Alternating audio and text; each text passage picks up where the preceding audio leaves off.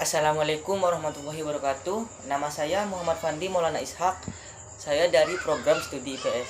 Nah, di sini saya akan menjelaskan tentang sedikit tentang Abu Bakar As-Siddiq. Nah, seperti yang kita ketahui, Abu Bakar As-Siddiq itu adalah sahabat terdekat Nabi Muhammad SAW. Dan juga Abu Bakar As-Siddiq sudah banyak berkorban dan berjuang untuk menegakkan agama Islam. Abu Bakar As-Siddiq ini termasuk salah satu pemimpin agama Islam yang disebut sebagai Khulafaur Rasyidin. Nah, Khulafaur Rasyidin sendiri itu adalah sahabat terdekat Nabi Muhammad SAW sebagai pengganti beliau untuk memimpin pemerintahan umat Islam. Nah, Abu Bakar ini juga termasuk empat pemimpin. Abu Bakar ini juga termasuk Khulafaur Rasyidin yang pertama. Selanjutnya saya akan menjelaskan tentang riwayat hidup Abu Bakar As-Siddiq. Nah, Abu Bakar As-Siddiq ini memiliki nama asli Abdul Ka'bah. Setelah masuk Islam, nama Abdul Ka'bah ini diganti oleh Nabi Muhammad SAW dengan nama Abdullah bin Abi Khuwafa At-Taimah.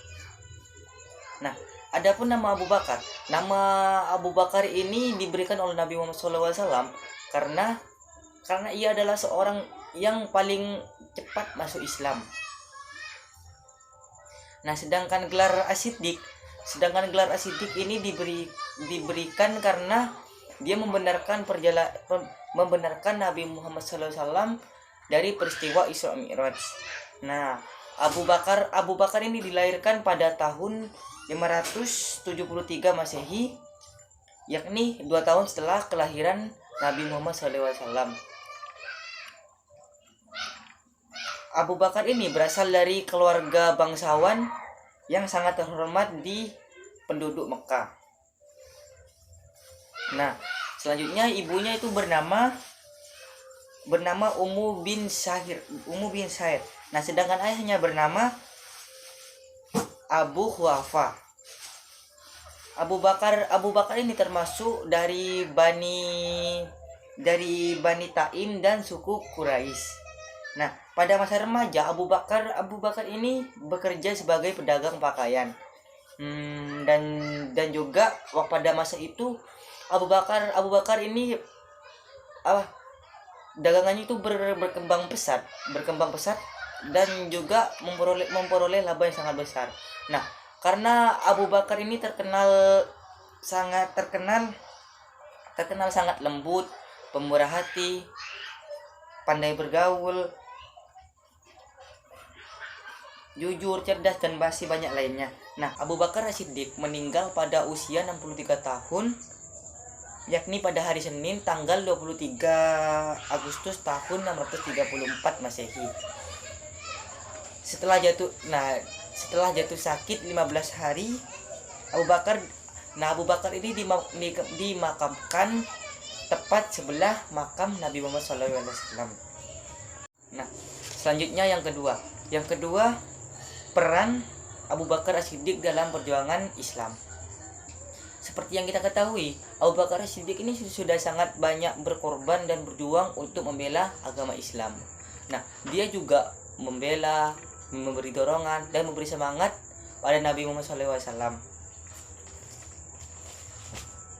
Nah, dan juga pada masa perjuangan Islam, beliau tidak segan-segan mengeluarkan uangnya dalam memperjuangkan Islam.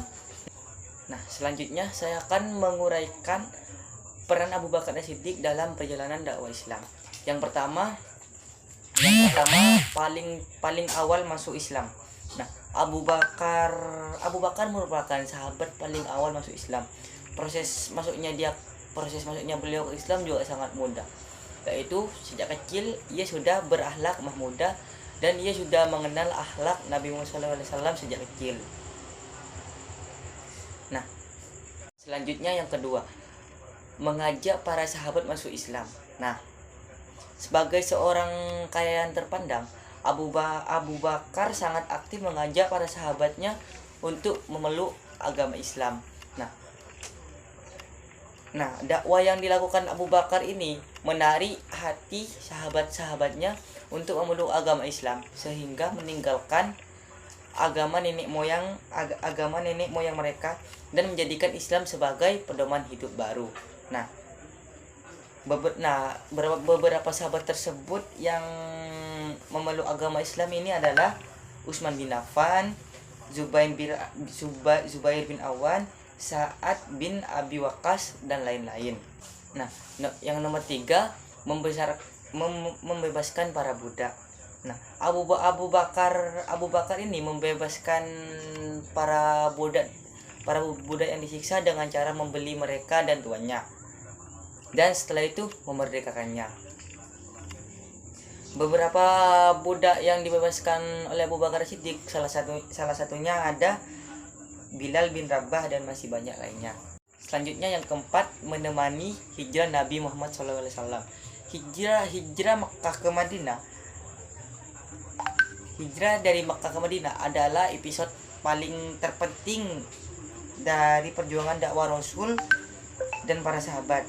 Nah, dalam perjalanan yang risiko ini, Nabi Muhammad SAW bersama Abu Bakar As-Siddiq bersembunyi di Gua Sur selama 3 hari 3 malam untuk menghindari kejaran kaum kafir Quraisy. Selanjutnya yang kelima, menginfakkan seluruh hartanya. Nah, Abu Bakar As-Siddiq ini pernah menginfakkan seluruh hartanya dua kali dalam dua peristiwa, yaitu hijrah dan perang Tabuk. Nah, dalam peristiwa hijrah, waktu ayah Abu Bakar As-Siddiq sebelum memeluk Islam, ayah Abu Bakar As-Siddiq ini melarang Abu Bakar As-Siddiq untuk memberi harta-hartanya untuk hijrah. Nah, tapi Abu Bakar As-Siddiq tetap dengan pendirinya untuk memberikan harta-hartanya.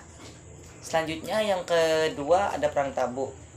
Nah, Umar bin Khattab yang saat itu sedang berlomba untuk menyamai atau melampaui pengorbanan Abu Bakar, setelah mengetahui bahwa sahabatnya itu menginfakkan seluruh hartanya. Nah, ia berkata, mulai hari ini tidaklah mungkin bagi Umar bisa menyamai Abu Bakar. Nah, begitu. Selanjutnya yang keenam, ditunjuk sebagai imam sholat jamaah. Nah, ketika Rasulullah SAW jatuh sakit, Abu Bakar ditunjuk sebagai menggantikan Nabi untuk menjadi imam sholat. Nah, penunjukan Abu Bakar ini itu bukanlah hal yang sederhana atau hal yang biasa, karena waktu itu istri beliau Aisyah binti Abu Bakar itu tidak menyetujuinya, tapi Rasulullah SAW tetap dengan pendirinya, yaitu menjadikan dia imam. Begitu. Nah, sekian dulu dari penjelasan dari saya. Jika ada salah dan banyak kata, saya mohon maaf sebesar-besarnya. Wassalamualaikum warahmatullahi wabarakatuh.